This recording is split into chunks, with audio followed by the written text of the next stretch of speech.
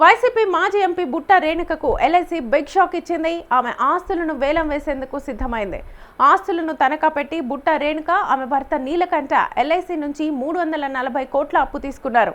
ఇప్పుడు వడ్డీతో సహా 782 కోట్లయ్యాయి. ఈ మేరకు ఎల్ఐసి ఒక ప్రకటన విడుదల చేసింది. రుణ పరిష్కారం కోసం గతంలో నోటీసులు జారీ చేసినప్పటికీ ఇరు వర్గాల మధ్య ఎలాంటి ప్రత్యామ్నాయ ఒప్పందాలు కుదరకపోవడంతో ఎల్ఐసి సంస్థ చివరికి వేలం ప్రక్రియను వేగవంతం చేసింది. ఈ క్రమంలో హైదరాబాద్ కేపీహెచ్పీ కాలనీలోని సర్వే నెంబర్ 1009లోని 3823 చదరపు గజాల స్థలాన్ని మార్చి 24న వేలం వేయనున్నారు.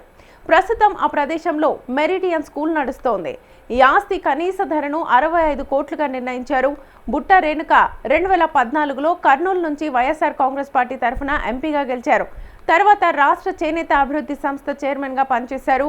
బుట్టా గ్రూప్ విద్య, రియల్ ఎస్టేట్, హాస్పిటాలిటీ వంటి రంగాల్లో వ్యాపారాలు నిర్వహిస్తోంది.